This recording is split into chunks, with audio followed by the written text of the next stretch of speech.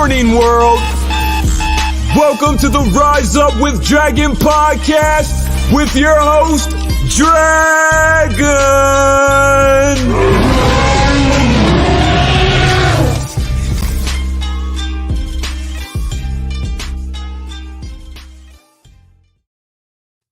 Great morning, world. Got this yellow hat on. For those of you that are in Clubhouse, you can't see it, but if you want to see it, you can go watch it on the lives. You know that I'm into hats. I love hats. It's part of my new reality as Dragon, where I'm constantly, this is one of the reasons why I run my podcast like this as well. And I do lives and stream it into YouTube and Facebook and LinkedIn and all that stuff. And a little secret, the reason why I do that is not to gain popularity. It's to ensure my discomfort. Because, if you've heard my story before, I used to suffer dramatically from things like anxiety and things like that. So I actually push myself into the uncomfortable, and it's progressively over the years, 10 or 12 years that I've been doing this. It's not that big of a deal now, to the point where I wear yellow hats. And this is my shirt. That's going to be my TED Talk. It's going to be called which is going to make people go, huh, when they hear that. But anyway, great morning. You'll notice that my hat matches my shirt on the bottom. So thank you to the person that gave me this hat. I love it. So great morning, world. Today is a really, really cool unique opportunity. Usually I love, in my podcast, I do have guests often, but I love to rock solo. But today we have a guest, and the place that I met this person, what I love is people that have an amazing stories, and you're about to hear an amazing story. But I love two other things. One is I love the way that I meet them. I love to meet people in unique ways, like, oh, I wonder why I met that person. So I met Jane Epstein, who's about to come out here. I met her in Clubhouse, and I see some of our friends are joining us in Clubhouse. And I recognize that this might be a topic as advertised when you talk about like childhood trauma or sexual abuse and things like that, which I find extremely fascinating. We might not see a lot of people saying, I would like to talk to Jane about my childhood trauma. So I would assume most people would reach out to Jane after. And what's really funny is if you go to her website, and we'll talk about it later, it's called Complicated Courage. Isn't courage complicated? Isn't our past and everything that we've done complicated? So anyway, I met her and I loved the way I met her. And then when I spoke to her and I heard her story, which is an amazing story, it was very, very much in tune with the work that I do. Because as you know, all the work that I do in the interface response system is about helping equip people, arm people with some knowledge, but also this more efficient, more effective response system so that you don't get off track once you set goals in life. And a big part of that is our programming. And a lot of us have unconsciously been programmed by some stuff that's happened. So when I heard Jane's story and I heard her willingness to speak out loud about something that most people have quieted down, one of the things that I noticed in my journey is that I've actually managed to take certain things that happened to me, right, before I learned that how they happened for me. I actually learned how to take them and quiet them down enough and for a long enough time that I actually stopped thinking that they actually happened. So I think there's a lot of people out there, especially in the realm of this conversation. So what Jane does so beautifully is she makes it okay to talk about something. So it's potentially a little controversial for others, but you're just gonna love her and you're gonna love her story. So I'm gonna bring her out. And here she is, Jane Epstein. Hey, Jane. Hey, good morning. Great morning. So everybody, when they come on my show, I'm realizing now that I almost look like some sort of like an Asian Kung Fu master with this hat on. So, but I like it. It gives me that power. So Jane, a lot of people want to know if they should call me like Dragon or Dr. JC. So you get to do whatever you want. Right, just get that out of the way. But thanks so much for coming on the show. I'm really excited about this conversation. Jane's also in our clubhouse room. We don't see as many people in there as typical, but nobody's going to be put on the spot, and you can just listen if you want. But naturally, you'll be able to reach out to Jane after. So, Jane, I kind of teed us up, and I think the best thing to do would be to just let you cut loose a little bit and share your story so that we can start to, like, at the end of the story, which would be now, I have some questions about it and stuff. So take it away. Let everybody know a little bit more about you. You're an advocate for people now, but you've got a miraculous story. So take us through it. Great. Thank you, Dragon. Thank you. First of all, thank you for offering me this platform. I appreciate that. And thank you to the listeners, to anybody who's listening. I know it takes courage, and this is a lot. I'm going to give a care warning. This does involve sibling sexual abuse. I think the best way to share my story is kind of the way it unfolded for me, because for me, I figured out that my life really happened out of order and I couldn't process it until I put it back in order. One day, this is where I'm going to start. I found myself at the bottom of the staircase and I was holding my 8-year-old son's hand and I was looking into his eyes and I felt like a failure. I wanted to die. I wanted to leave this world. Now, I was not suicidal, but I wanted an act of God or something to take me out. And I had a moment of reflection as he trotted away into the playroom. And I thought, I can't do this to my kids. And at that point, I had been in therapy for years. I had been on antidepressants, and I still could not be happy. And yet I'm a stay-at-home mom in the suburbs, 2 kids, husband. Life should be amazing. And I realized there's something inside of me. And that was hard to admit, that there was something inside of me that needed fixing, not the outside world and not my husband. But I took a deep breath. And at that moment, I decided consciously that I would start writing my story down and I would give up alcohol. And that's where the healing began. And that's when I could start from the beginning. And the beginning was I was sexually abused by my older brother from age 6 to 12. And at the time, I thought it's just 2 kids being curious. It's not that big a deal. I didn't understand the ramifications that it would have later in life.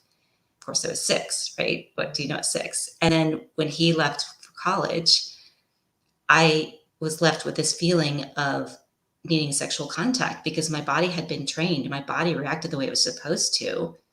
And I didn't know what to do. And so I became very focused on boys, and I needed boys. I needed attention all the time. And I became very promiscuous. And in fact, I almost barely graduated from high school. I started doing drugs. I started drinking. And I was very numb inside. I was very distant. I became rebellious. Now, all these things appeared normal because my parents were going through a divorce. And as a parent, you think, oh, they're just acting out. She doesn't have a great relationship with her father. She's unhappy. So I didn't show any outward signs of sexual abuse. And then I barely graduated high school, and then I started business college. But there was a draw. There was something inside of me. I wanted to become a stripper. I'm not sure where that came from. This is probably a whole nother segment. We probably need a psychologist for that. But I was drawn to the world of stripping, and I wanted to do it. And I decided to go audition, and I did a couple shots illegally. I was 18. And I got up on that stage and I started putting one shaky foot in front of the other, praying that I wouldn't fall off the stage. But I found power. There were men and they were tipping me and they were telling me I was pretty, and I felt the power and I felt the control. And it was actually, in a way, quite healing because I learned how to talk to men and I learned how to feel pretty. But that's also where I met my first husband. He came up to me and he tipped me. And he said, "What are you doing here? You look like the kind of girl that I could take home to my mom." And he had been in the club before, and I'd had my eyes on him, but he always tipped me and left. So I took that opening and I said, "You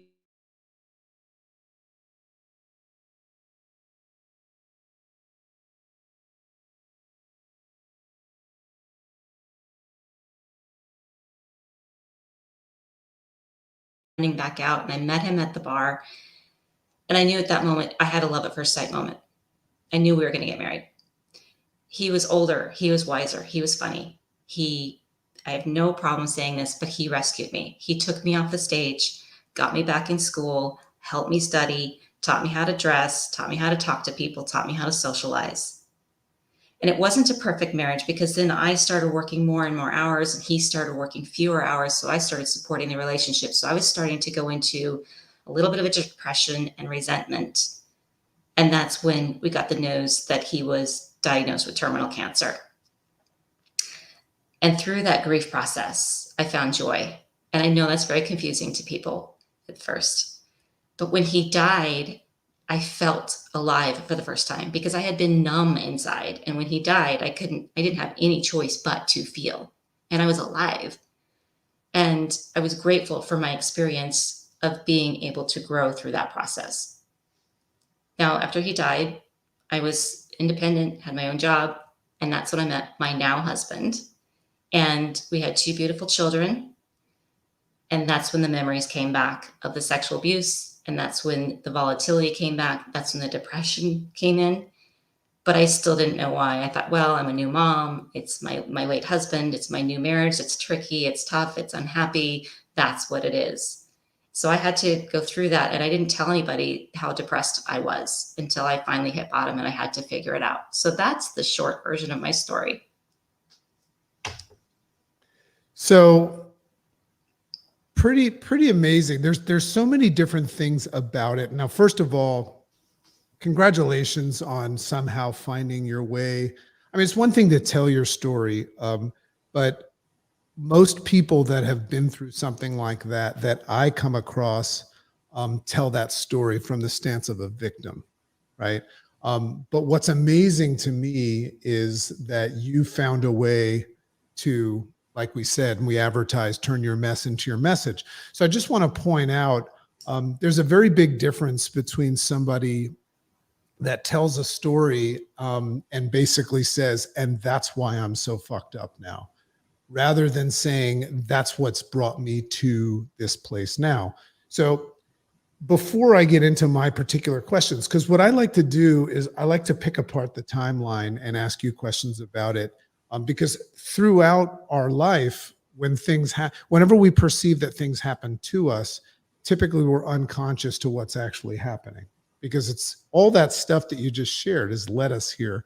And I think even if somebody has never been through abuse like that or never taken the stage and wiggled their feet as a stripper, I think they can all probably say it makes sense because of the way you explained it.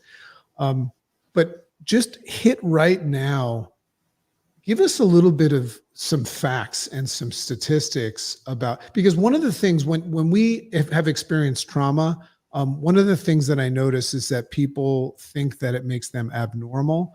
Give us some facts and some statistics that you know about spousal sexual abuse and sexual abuse, with children, because it's a lot more common. When I met you, it wasn't really something I was conscious to. Like, it was like one of those things that I knew about, but I didn't know it was like a thing. I thought it was a thing that just happened with like just crazy people or something like that. Right.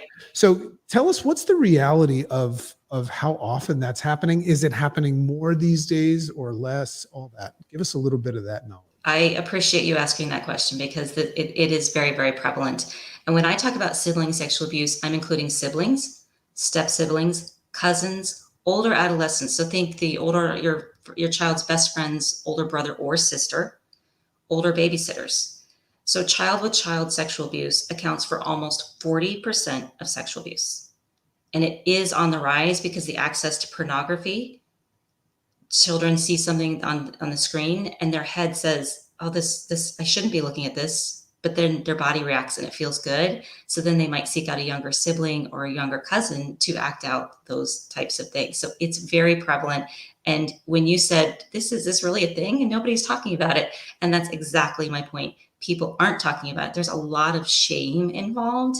And when I first started talking about this, I was like, oh, hell no, this is not going to be my thing. This is not my message, but it wouldn't go away. There's a lot of shame and there's a lot of confusion because for me, I thought, well, was I sexually abused? Maybe it's just curiosity. Who am I to be messed up over it?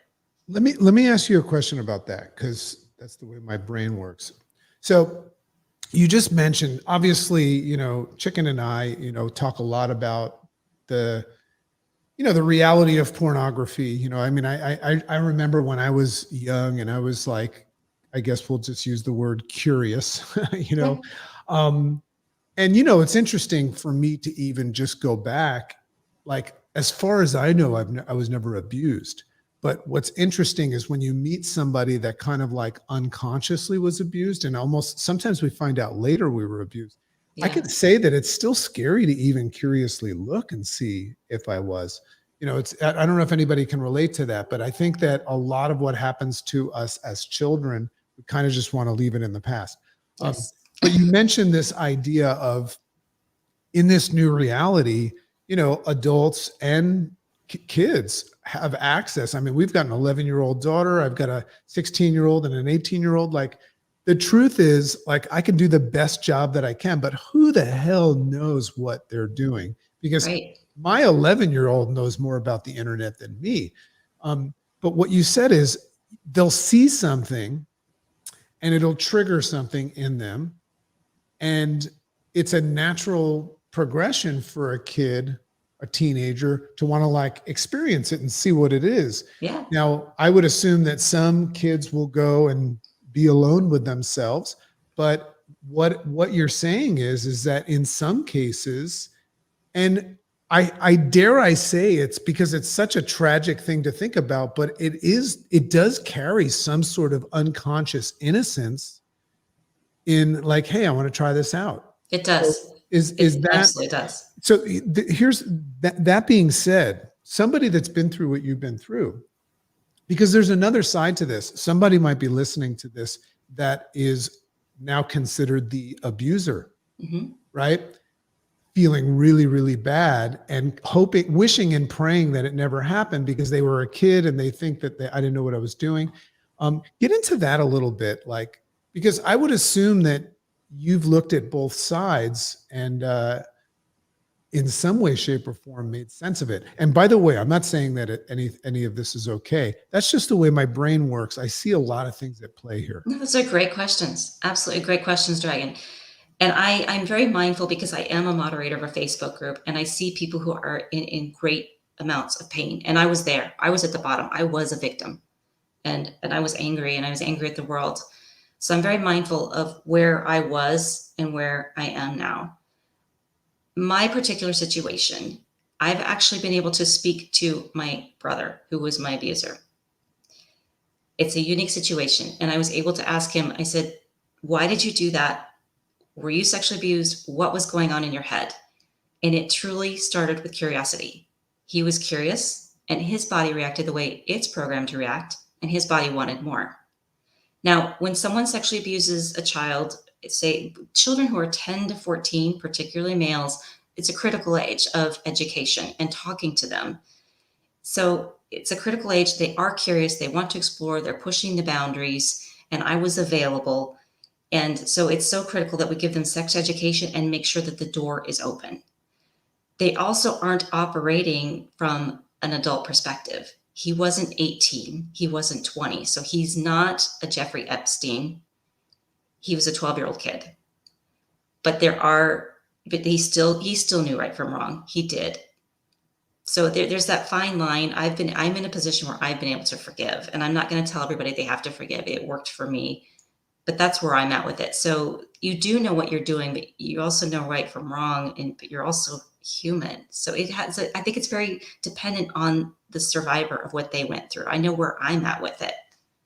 Does that make sense? Yeah, it's so fascinating. And it's interesting. I'm finding myself in this conversation and catching myself with curious questions, and I have to be very sensitive to it. I probably will have another conversation with you that's not being recorded. But it's just fascinating as a parent, because anytime my children do something that is like just really stupid, first of all, it's stupid in my eyes and in the eyes of society. Like, even if my kid like is mean to another kid or something like that. But what we have to remind ourselves as parents, good parents, is that my daughter's only 11. You know what I Right. mean? And you brought up an interesting thing about, and this is probably where a lot of the work needs to be done, is this concept of children knowing what's right and wrong, but teaching them how to respond and act appropriately in it. Because, like you said, curiosity is what's at play here. You know, I mean, if I really allowed my my deep thoughts to come out of my head, or anybody listening right now allowed their what we call their dark passenger to speak, we'd probably all be in jail, because Right. everybody has these ideas, but it's just different. Some people act on them and some don't. Okay, so first of all, some thoughts. You mentioned that as a result of that experience that you became numb. What's interesting is numb to me is another way of saying unconscious, you know, erase it. Like, so it sounds like, you know, because as we look at moving forward, because you're ahead of most people that are just awakening to this right now and haven't dealt with it. Right. So just know that Jane is a great advocate if somebody resonates with any of this and wants to have a private conversation. That's what where her heart is. She's not even doing it for the money or anything like that. She's just like one of those legit angels from heaven that's trying to save the world. Right? And I'm going to talk to her because she needs to have a business plan. But it's a self-worth thing, you know, that builds up, that potentially dismantles people's ability to function in the world. But going back to experiencing what you did, or for that matter, anybody that experiences trauma, did it get to a place where you felt like it was normal? Did you get conditioned to think that that's just what it is? The sexual abuse? That and whatever else was going on. Yeah. I mean, did you begin to accept it? Because it sounds like you not only accepted it, but you moved to this other phase where when it went away, you craved it. Yes. So I didn't feel like I was being sexually abused. He never hurt me. He never threatened me. I was confused because I was 6 and I thought, what's going on? I felt like a science project. But at some point, my body started responding. And in my trauma brain, I said I was a willing participant. And I didn't have the words to tell. And what I have told, I don't know. So it was very normal to me. And then growing up, I thought that doesn't happen very often. That was just weirdness in my family. And I started Googling sibling sexual abuse, and it was very silent. But there were a few articles that said it was so rampant because there's so much shame. So that's when I started speaking out, because I thought, I'm not the only 6-year-old girl, and he's not the only 12-year-old boy. We're not alone. There's millions of us out there. Yeah. And you know, what comes to my mind that, I mean, I could in a very, very meager way see how I've kind of known that something happened that I needed to speak about, because a lot of my angst and anxiety in life came from some sort of trauma. You know, it could be just my dad leaving home or something like that. And I don't want to compare that to what you've been through. There's no comparison. Everybody's got their own reality. Well, I do want to say that. And I thank you for that. Yeah, that's everybody's reality. So. But, you know, one of the things about it is when you think about, because there's a therapeutic value and, you know, just talk therapy and getting it out so you can finally move on. But one of the things about it is it's exhausting to think about voicing something that society portrays is going to be like, hey, keep it quiet. Don't talk about it in church, you know, or whatever it is. So I first of all, I want to acknowledge how brave it is to be able to speak about this stuff. Like, you know, somebody else might listen to this podcast and be, and honestly in their head think like, oh, she's just bitching. Quit your bitching, right? There's another version of the way the human brain, that's how they'll quiet down something that they know is. But I just want to commend you for having the strength to take that on, and probably the abuse that you get, you know, or because it's a controversial conversation. I've got somebody that I want to introduce you to that is just amazing that talks about this topic as well. Great, so, I appreciate that. Yeah. So the idea, back to the stripper component of it, what was interesting to me is you started to build up probably a lack of self-worth and confidence, which you might have like inherently found while you were getting attention. But then when it went away, was part of you being a stripper, was it part of you was probably the attention, but also control? Was that what that was about? I do think a lot of it was control, and I will state that if anybody is thinking that the strippers want their man, no. I just wanted the control. I wanted to see if I could get their man and get his money. True confession. So fascinating. So yeah, sorry guys, yeah, and also girls. But just carpet statement. That's who knows. There's so many diverse things going on out there. Yes, absolutely. There could Everybody's be different. there could be a stripper out there trying to get your man. And I did get one. I did find one on the stage, so it can happen. So as we move forward, what I'm really, really interested in here is how these things can have an impact on your ability to make decisions and move forward in life. So, because some other things happened, some other things unfolded. You met this man, and then probably saw a light at the end of the tunnel, and you're constantly seeing things that you perceive were going to be good for you. A lot of them ended up down the road. You can look back and say that wasn't good for me, to have that happen to me, to be a stripper. And so you're constantly experiencing obstacles and loss. What did that do to your ability prior to who you are today as a goal setter and a goal getter? I mean, did you become somebody that could say, I'm going to do this and execute it? Or did you start noticing that you had self-worth issues? That's a great, deep question. Yeah, Dragon goes deep. I know you do. I know you do, and I appreciate that. I can start with a story. It was about 10 or 11 years ago, and it was a Thanksgiving dinner, and my mother-in-law brought out this journal, and she said, we're going to start a new tradition. I want everybody to write down something they're thankful for. And everybody's posting on Facebook and Instagram all their pictures and how grateful they are. And I thought, I have nothing to be grateful for. This is stupid. I was that low. And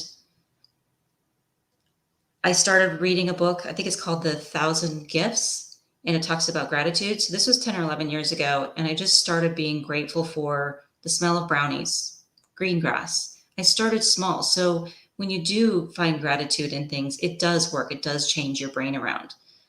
And something else that also happened was I would blame my husband, this husband, for all my problems. It was his fault.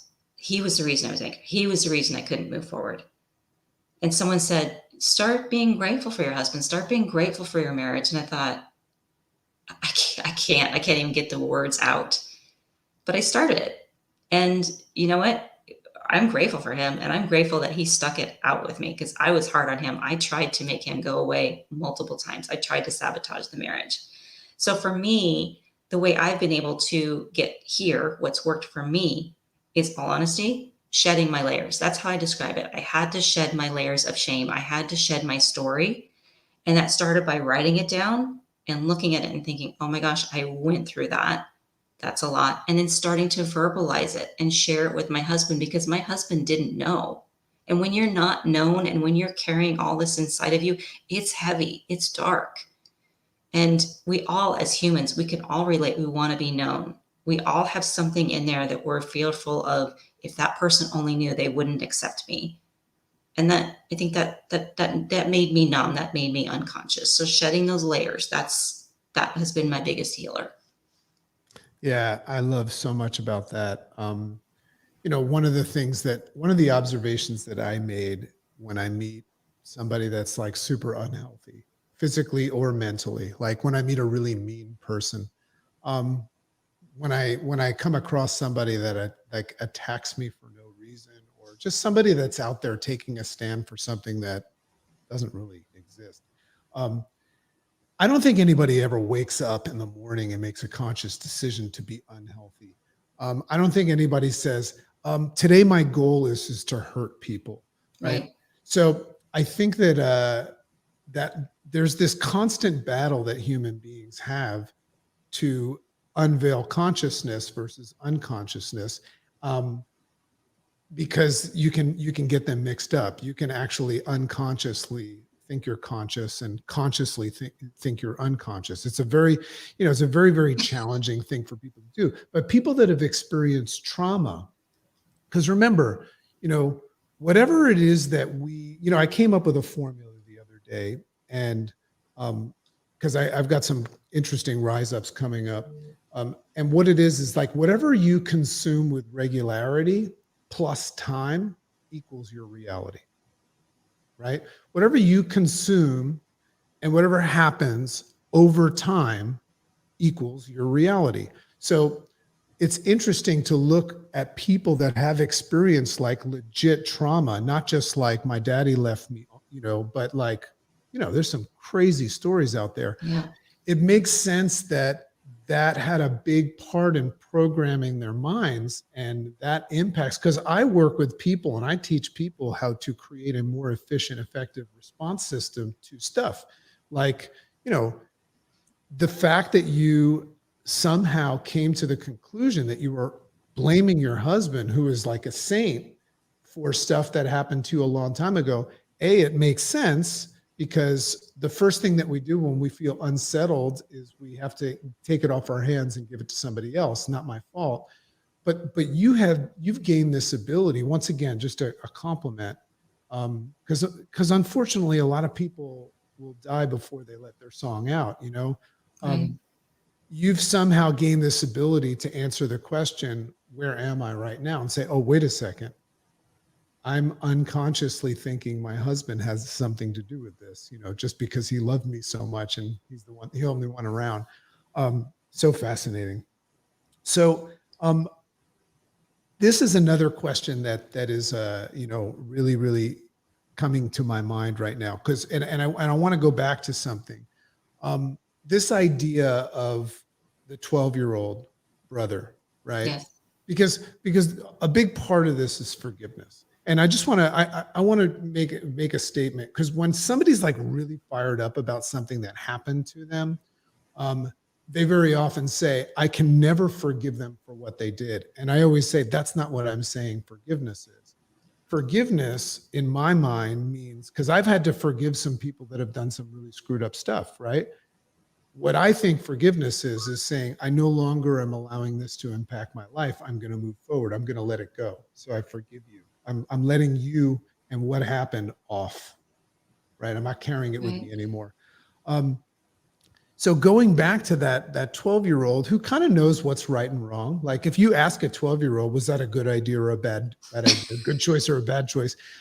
They'll kind of go like, I remember my kids at 12, like, hey, when you lit that broom on fire and handed it to your brother and ran away, like, was that a good idea or a bad idea? And then they kind of go like, yeah, it was a bad idea, Dad.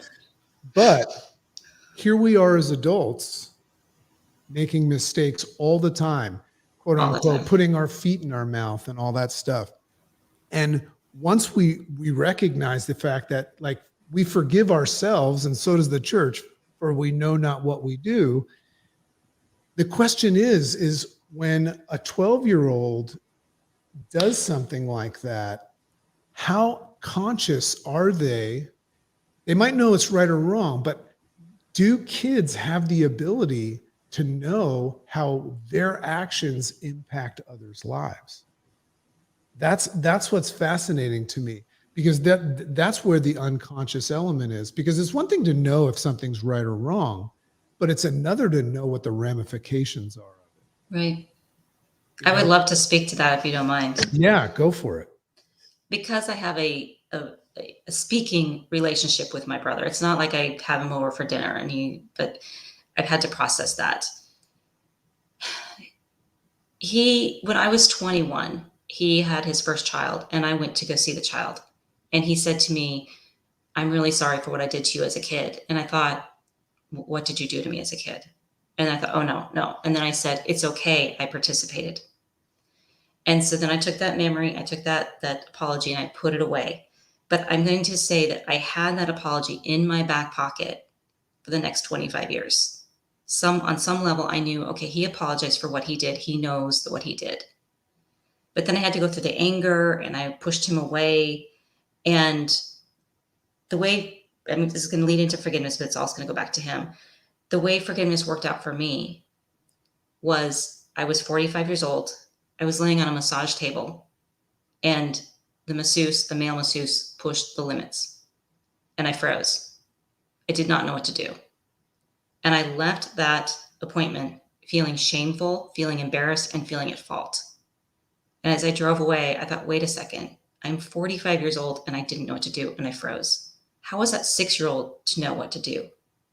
And so it was at that point where I forgave that 6-year-old, because I did not like that 6-year-old. She kept knocking on my door and looking at me. I'm like, what do you want from me? You let that happen. So I forgave her first, and then I forgave myself. And that's when I was able to forgive him. And through forgiving him, I wrote him a letter of forgiveness, and he was shocked. He said to me, I said I was sorry, and I thought it was over. I had no idea that it was still there and that it caused all this. That is so rock solid. Like, I didn't even know that you were going to say that, because, whenever I speak to somebody about forgiveness, I always have to be careful. Yes. Because you and I have just met, and we obviously get along and we have good conversation, but it's very interesting to just stop every now and then and say, I wonder what her limits are. But if you really think about it, whenever we get angry about something that happened to us, unconsciously, a lot of that is being angry at ourselves for letting it happen. And what were you, 6 years old, you said? Yes. Yeah. So the idea of going back and saying, you were 6, I mean, that's a big, big part of the healing process. And I think that somebody listening to this is going to be a popular episode. And I'm probably going to get a lot of secret messages about this, good and bad. Bring them on. Good and bad. But that's a big, big part of it. Now, somebody that is very, very, very much taking a stance as a victim, right? And all they can see is that they were wronged. That's going to be a tough thing for them to do, is to forgive themselves in it. So you are operating on a different, like on Planet Jane. Yes. Like, we think about things before we say them. So that's awesome. One thing I want to pull back something. Suicide is huge right now. Yeah, it is. More than ever. And to the point where there's a perception that it's an option, right? And, it was a great option for you, makes total sense. And, in my story, I've been through that darkness as well. But unfortunately, we've gotten to this point with everything that's going on in the world where suicide is an option. You made an observation that is really, really cool. And I don't even know if you know the difference, but I've always thought it's one thing to want to kill yourself. It's another to pray that God creates some sort of an act that takes care of it for you. I agree. And when you said that, I said, man, that could be really helpful to somebody that's in the dark right now. Because a big part, there's a lot of shame involved in you thinking that you want to do that to yourself and all that stuff. But I think more often than not, that's not what's going on. And when you're in this position where you're just saying, please, God, you're almost saying, fix this, or just turn the lights out, make it go away, God, right? Or universe, or whatever it is that you pray to. That person is right there on the line of having an awakening, which in my book, it's called a snap, where all of a sudden, boop, everything comes into clarity, which could be like the act of forgiving yourself or something like that. So I want to thank you for sharing that. And I wanted to clarify that for somebody that's listening, because I know. Yeah. And I will say that I've met so many people that have been there in that position of wanting to die, but not suicidal. So I think so many people experience that. I just want that out there, that you're not alone. Yeah. I've been at some family events that were just so traumatic that I wanted to leave. Right. But I didn't want to die. I mean, I very often say, hey, this movie sucks. Let's get out of here. I do want to make a comment, just because Chicken and I, whenever we go on trips and everything like that, we've got a lot of travel coming up, going to Aruba, going to Colorado to speak with, Tim Story and Sharon Lecter. Got a lot of fun stuff coming up. And then we're going back to South Africa. But last night we saw a spectacular movie, and I want to give it a shout out. It's kind of weird to go to like a movie. Like I thought maybe if when you go to the movie theater, you're like, what's playing? Like Fast Times at Ridgemont High, like there's new movies coming out right now. And there's a new movie by M. Night Shyamalan called Old. And it is, I just want to throw it out there. If you guys like thrillers that make you think, that have like a crazy twisted ending, go see Old. Okay, so let me phase place where people are potentially at. So somebody listens to this and they resonate with it in their own way, whether it's spousal sexual abuse or childhood sexual abuse or some sort of trauma. And they're kind of like in this place where they're in between thinking that it happened to them. They don't know if they can move forward, but there's a space there. There's like a window of opportunity to make a decision that they're screwed or there's a light at the end of the tunnel. What's your advice to those people? Right. And I'm only going to share what worked for me, and you can take what works for you and what doesn't work for you. Because I feel like I kind of stumbled on my healing. I feel like I've been very, very fortunate.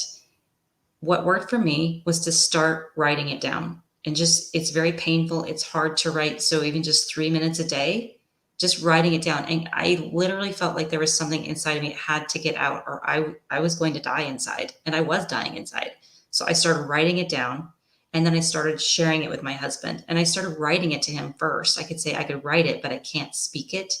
And I could get it to him. And I would say, don't ask me any questions. I'm not prepared to talk. You got to understand, I've been talking about this now in public for 4 or 5 years. It wasn't easy at first. It was terrifying. I could barely say the words. I could say my brother messed with me.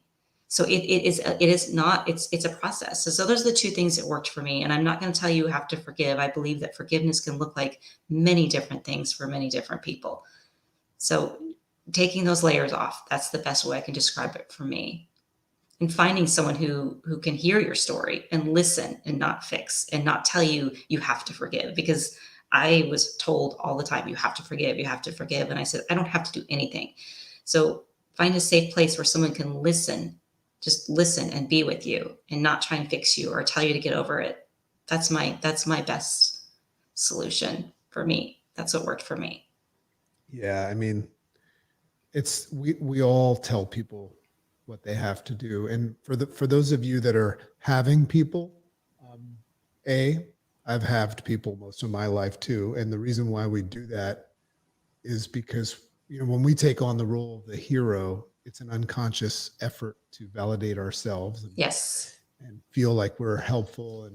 But if you step back and say, before you do it, what you'll see is that, this person might need just like a simple first step of just being heard, or taking out a pen and writing their name down, or just some sort of thing that, I'm speaking to the person that looks around and finds himself in a hole with no way out. Right. One of the first things that I've noticed anytime that I'm in a hole with no way out is that unconsciously I'm digging the hole deeper. Right? Yes. So that might be a first step, is to like say, stop the hole. But then start recognizing the things that you are in control of and the things that you're not. You're not in control of what happened. You're not in control of what's going to happen, but you are in control of something as simple as Jane said, of writing something down, or, reaching out to a friend. Stay within the realm. I always call this control freak. Be a control freak. It's totally fine. Stay in control by doing things that are in your control. It's when we think about and try to control uncontrollable things, like, if somebody's experienced trauma, and I'm sure you have, there's a little bit of this where they keep going back to the event and with hopes that it'll change. One of the greatest gifts that anybody can give themselves is to stop trying to create a better past. Yeah. Isn't that interesting? So, Jane, love this conversation, and love the idea of being your friend and learning more. I've got some questions that probably are not appropriate for live, so I'm gonna we'll continue our relationship. But if somebody wants to reach out to you, because that's what you do now, you put yourself there for people as an advocate. Explain what you do for people now and how they can reach you. Right. There is one thing I would like to say to something you just said. When I started owning my story and saying, okay, this is my story, and I quit trying to outrun it or quit trying to live in it, when I said, okay, this is my story, I own it, that's also when some healing began. So I do want to share that as well. So what I do now, I didn't mean for this to happen. I never thought I'd be out here publicly talking about sibling sexual abuse. It just started wanting to bring awareness to it. And I started speaking about it. And people were reaching out to me saying, thank you, that happened to me. Nobody's talking about it. They would do private messages. So my page is very quiet. And then I started getting messages from parents saying, this just happened in our family. We had no idea that this was a thing. We thought our kids were safe. And so I know that this is a silent epidemic, and I have other advocates out there working with me, and we are trying to bring about awareness because prevention is key. If we educate our children starting at age 3, and if we check in with our teens and start educating them and talking to them, we can lessen the numbers. I firmly believe that. So I am not a therapist. I am not a coach. I am an advocate. I am out there trying to create a platform for child sexual abuse survivors. And you can reach me on my website, which is complicatedcourage.com, or on Instagram. You can message me. It's Jane_complicatedcourage. Any place you Google Jane and Complicated Courage, you will find me. I've got a Facebook page on Complicated Courage. It's pretty quiet because, like I said, people don't want to comment publicly, but that's where you can find me. And I've got resources on my website, and I can find you a Facebook group. And if I don't have the resources, I can find someone that does have the resources. Awesome. Love that. One last question. Just coming to mind. So you're a parent and Yes. you've got 2 kids. Boys. Well, I'm not referring to you. I'm just referring to somebody. Okay. So as a parent, there's a parent out there and they've got 2 kids, 3 kids, and they see something that after hearing something like this, that doesn't look right. And they're ashamed of it and they're hoping it's going to go away or anything like that. So speaking to a parent, what would be the right way for a parent to address something that they see? Thank you for asking this question. If you're a parent and you suspect something is going on, or if you walk in on something and something may be happening, I ask you to take a deep breath, remain calm. And as parents, we always say every experience is a learning experience, right? That's another learning experience. Talk to your kids with open-ended questions, no judgment. Ask them, so what were you doing and why were you doing it? And that can create a dialogue, and you can figure out if somebody's being sexually abused or if it's curiosity. And if it's either way, you can stop the behavior and you can explain to them, well, this is a great opportunity to talk about body safety. We don't touch other people's parts. That includes siblings, step-siblings, cousins, friends, neighbors. Open that dialogue. And if your children are young and you're opening that dialogue, keep that dialogue open, because when you have teenagers, you need that dialogue. And then I do have some books on my website that I recommend. And I've read almost all of those books, and my children have had all those books read to them. There's one, 30 Days of Sex Talks, that I highly recommend. My kids would disagree because they hated the calendar invite for sex talks, but that's what I recommend. And if it's already happened in your home, or if you suspect that it's happening in your home, you're not alone. Just know that. And if you try and hide it and shove it under the rug, then the abuse will continue, and the healing process will take longer. So please get your family help and get them therapy. And I have websites that I can direct you to. Awesome. This is awesome. One quick little insight, and Chicken, Chicken's my wife. Yes. Chicken's getting her, she's going to be a psychologist. She's very, very passionate about mental health, but she's also a licensed sex coach. So she's very, very, and people probably, when they hear that, they go, ooh, that sounds sexy. Not what you think. But what's interesting about that is we're very open and passionate about allowing the conversation of learning about sex, at the appropriate age with our children.